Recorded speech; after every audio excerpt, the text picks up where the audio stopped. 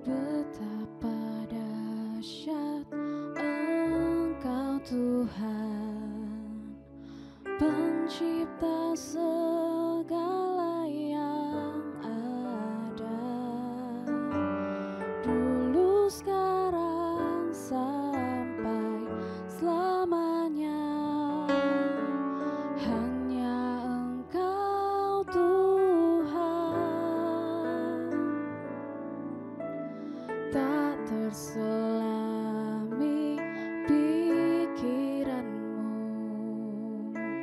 tak terukur panjang setia-Mu, dulu, sekarang, sampai selamanya. Hanya Engkau Tuhan.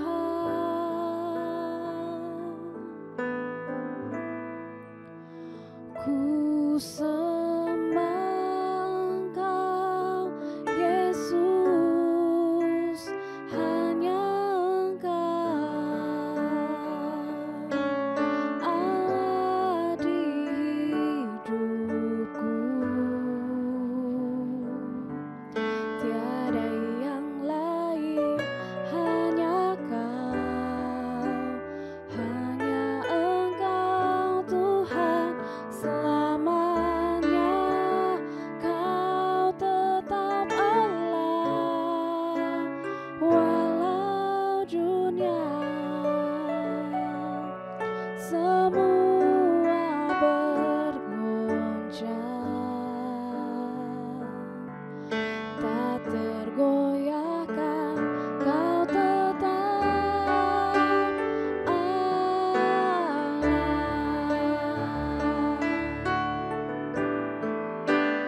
Ku sembah Engkau, Yesus, hanya Engkau, Allah di hidupku. Tiada yang lain, hanya Kau, hanya Engkau Tuhan. Selamanya Kau tetap Allah, walau dunia semua bergoncang, tak tergoyahkan Kau tetap Allah, Kau tetap Allah, Kau tetap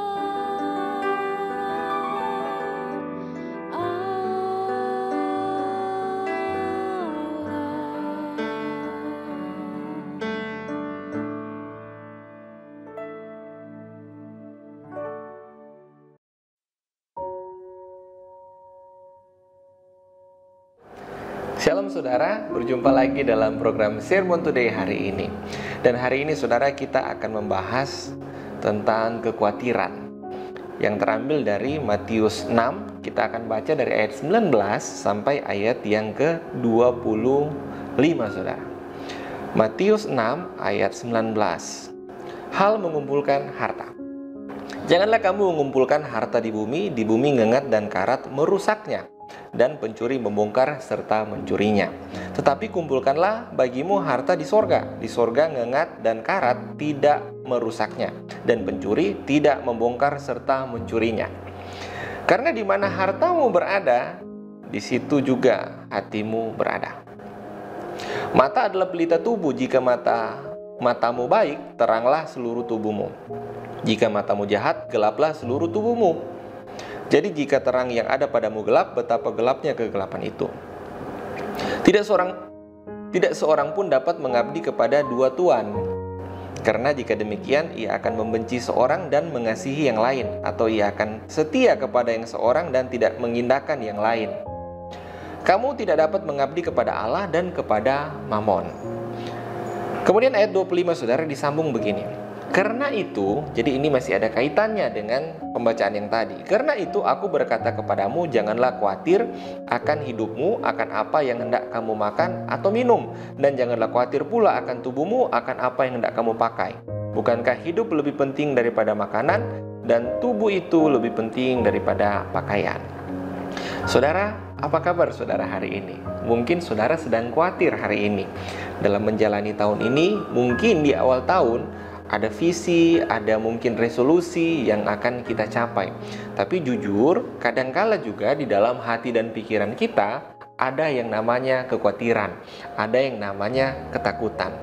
Saudara, khawatir itu sebenarnya wajar, manusiawi. Siapa sih di hidup ini, dalam dunia ini yang tidak khawatir? Rasa-rasanya kekhawatiran atau khawatir itu jadi bagian yang integral dalam kehidupan kita.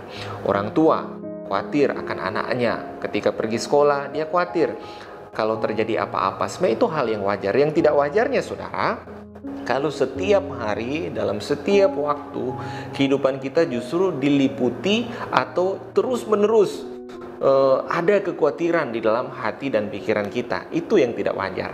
Nah, kemudian pertanyaannya begini, apa sih seringkali yang memicu kekhawatiran baik dalam hati dan pikiran kita? Dari perikop ini kita akan belajar, saudara, ternyata yang sering kali memicu kekhawatiran itu persoalan uang. Karena ada orang berkata, uang itu dapat menyelesaikan banyak masalah. Tanpa uang, rasa-rasanya sulit, saudara. Sepertinya kalau punya uang, masalah apapun dapat terselesaikan.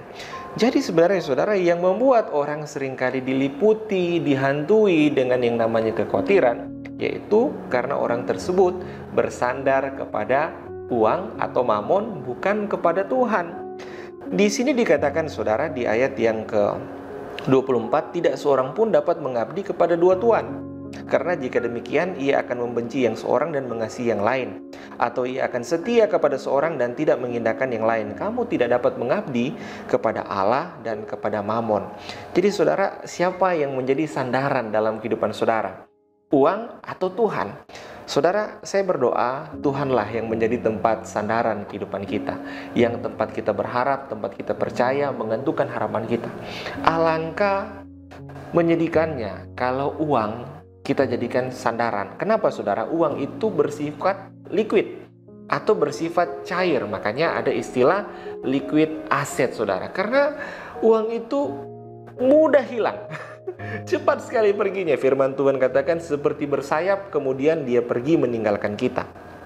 Saudara, satu kali ada seorang pengusaha di Amerika Serikat namanya Steve Wayne. Steve Wayne ini dia kolektor lukisan. Satu kali dia membeli lukisan dari Pablo Picasso, saudara. Lukisan itu bernama Le Marine atau The Sailor. Kemudian lukisan ini dia beli seharga 70 juta US dollar. Itu uang semua, saudara. Kalau pakai beli kerupuk, saudara, mungkin banjir kerupuk kota kita. Itu senilai 985 miliar, hampir 1 triliun. Itu dibeli. Kenapa Steve Wayne beli lukisan ini? Karena dia berpikir ini investasi. Bertambahnya tahun, lukisan ini bisa jadi semakin mahal, nilainya makin naik, saudara. Satu kali ketika lukisan ini akan dilelang di kota New York, saudara, sang juru lelang melakukan sebuah kesalahan. Tanpa sengaja lukisan yang dipajang itu dia dapat sondong, saudara. Lukisan itu jatuh dan sobek.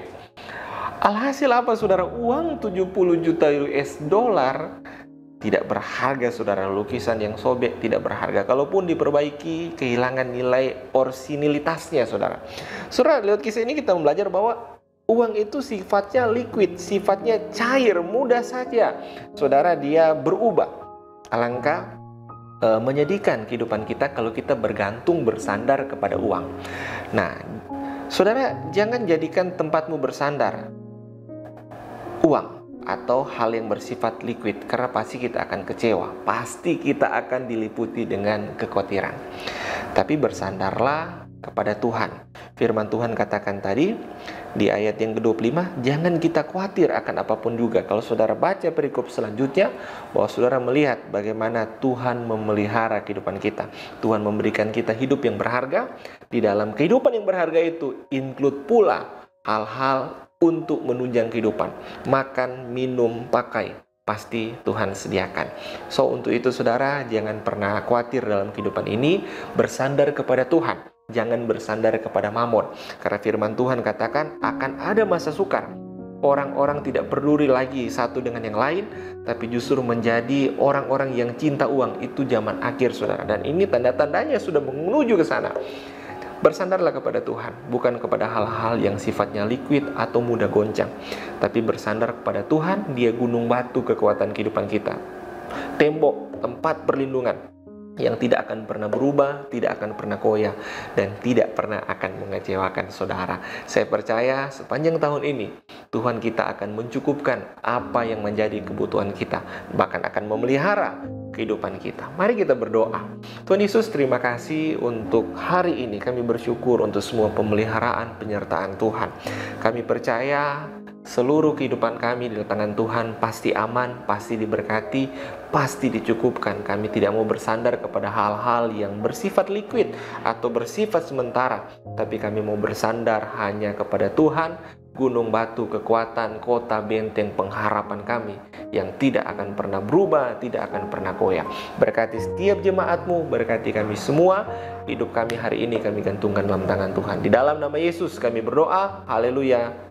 Amin. Tuhan Yesus memberkati.